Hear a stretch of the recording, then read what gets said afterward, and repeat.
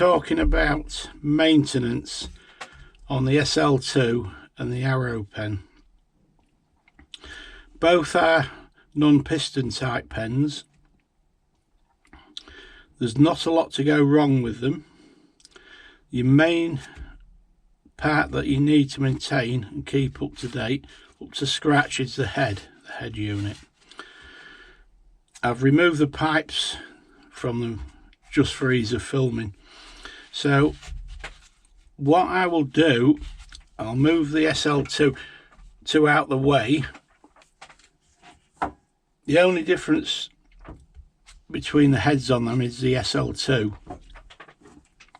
This has a double bearing for a lot more accuracy, but basically the workings are very much the same. If you maintain your pen regular, then you will find that the chances are it'll last quite a few years, a lot longer than if you don't. So we'll start by removing the head, and we're going to clean the contents. Now there's the needle. Inside at the base of the stylus plate there's a little O-ring, you can see it there. Now that can just drop out, so be careful that you don't lose it.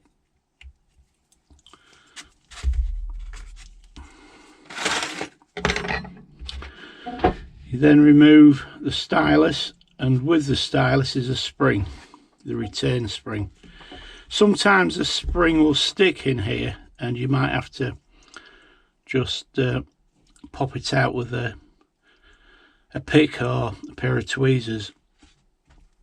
One thing to keep your eye on is this O-ring.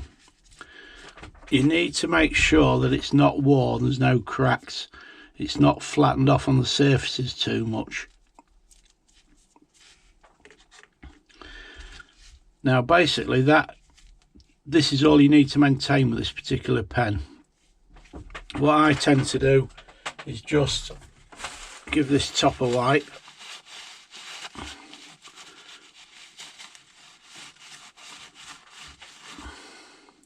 and that's basically it. We'll put that to one side.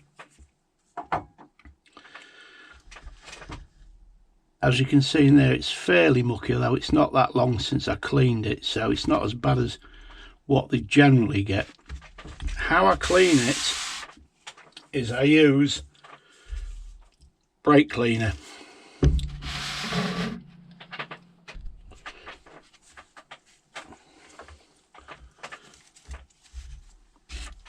Normally I'd spray it down here and flush all the old oil and muck away, anything that's managed to get in there.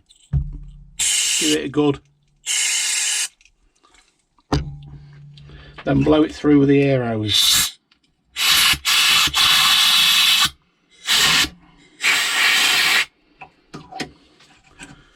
Now if you look in there now,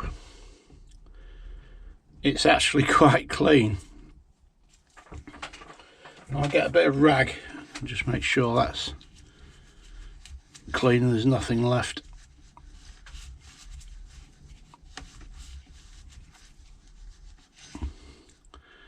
Look at that, looks like brand new. And that's basically all there is to this part, other than when we assemble it we will be putting a little drop of oil in there. The needle you can just wipe down while there's some cleaner on the rag. Just give the needle a wipe, and the needles, or the stylus pan, and the spring.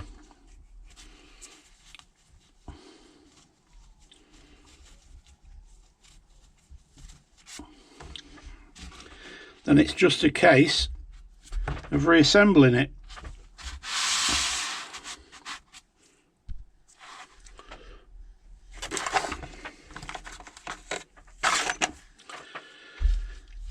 Silicone grease, and I've lost my oil. Where's my oil gone? Can't find it. Ah, there it is.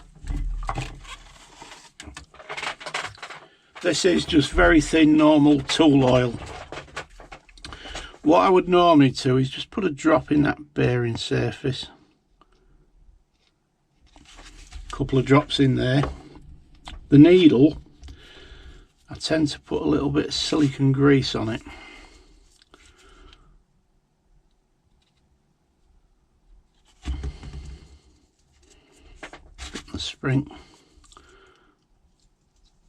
The spring goes over the needle goes down the hole in the middle,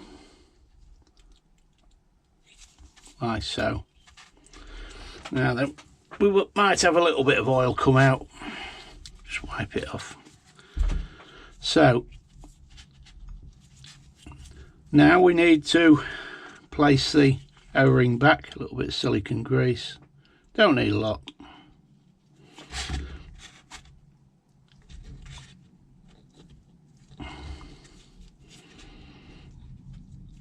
O-rings back in there. If you get the pen body, keep that in that position and screw it from above, that way your O-ring doesn't slip out of position. Well, hopefully it doesn't. Okay, and that's basically it for an arrow. This little rubber O-ring here, you can remove that if you wish.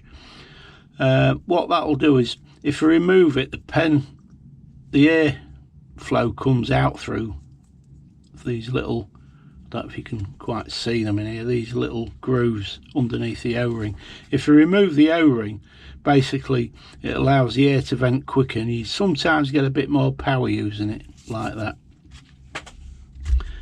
The only difference really between cleaning that and cleaning the SL2 is on the SL2 you've got little blow vents here, whereas it comes out there on the arrow, it comes out here. The exhausted air comes out there. I tend to get a little bit of wire and just make sure they're clear.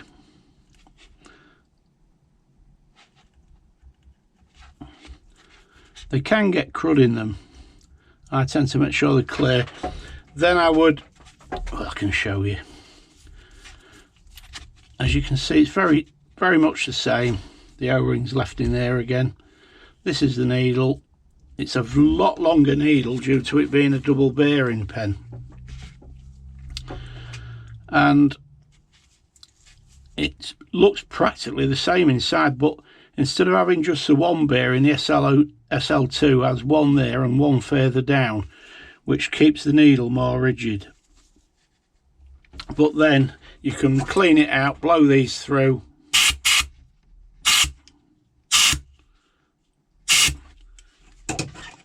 but it's basically the same. It's just the venting and the needle's longer.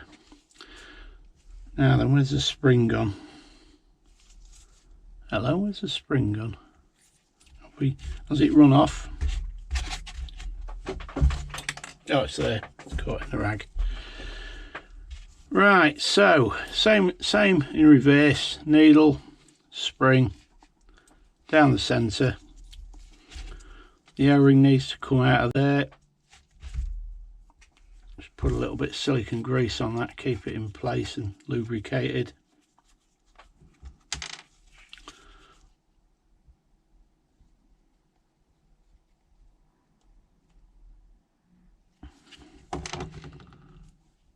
Check the O-ring, yeah, that's fine. It's not flattening off.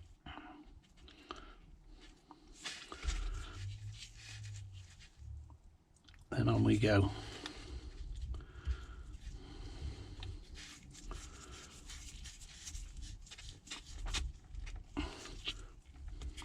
And there we go. It's as simple as that. What I would say about oiling, where are we? Just plug this pipe in. These just pushing. If it's this type of fitting and you need to get it out, you just need to pull back on this black ring here. You need to pull back and pull and twist on your pipe, and it'll come straight out.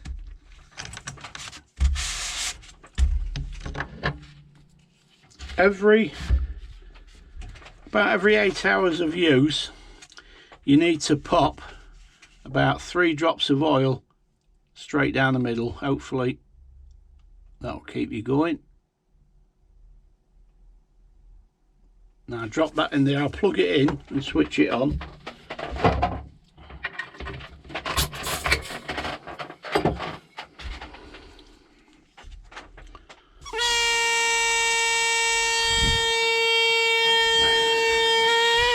When you've cleaned it, it's always a good idea to put the needle end in a rag, because if you have put any oil in there, I should let it run for a minute or two, because what will happen is the oil will come out, or some will come out down the side of the needle, and it'll actually get onto your fossil. So you just want to make sure that all the oil's out before you start working on your fossil again.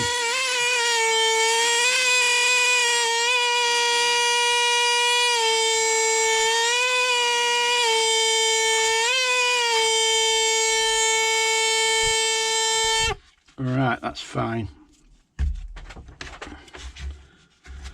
The styluses, needles, however you refer to them,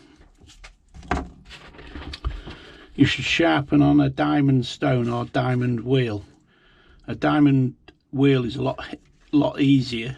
I'll sharpen this one. It doesn't need it, but we'll do it just to show you. If you're doing it on a diamond wheel, you need to very light touches. You don't want to be pressing, or you'll completely wear your needle away very quickly. So I'll just set up my sharpener. You can adapt your grind, the angle of the stylus, to suit whatever you're doing. This shallow angle is good for general rock removal, whereas if you're doing very fine work, then you need to use a lot steeper angle, like so. Some people even grind them like into a point. They don't have a flat side at all. It's curved all the way for very fine work. The needle, I'm going to rotate between my thumb and my finger on that hand, my thumb and my finger on this hand. You need to line up the angle and then just turn with one, turn with the other, turn with one. If you have to stop quickly, because otherwise you'll put a little flat in the point.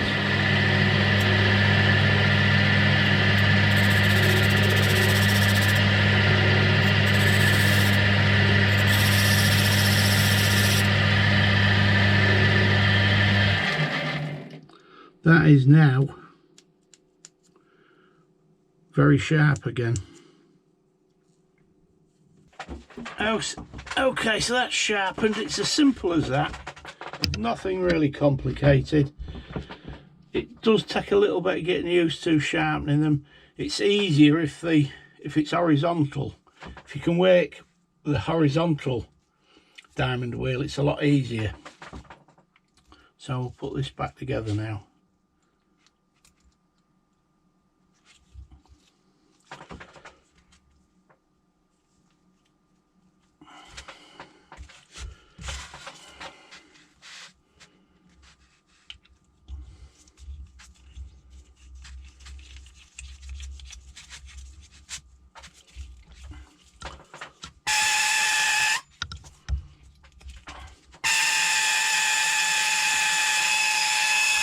And that should be working fine.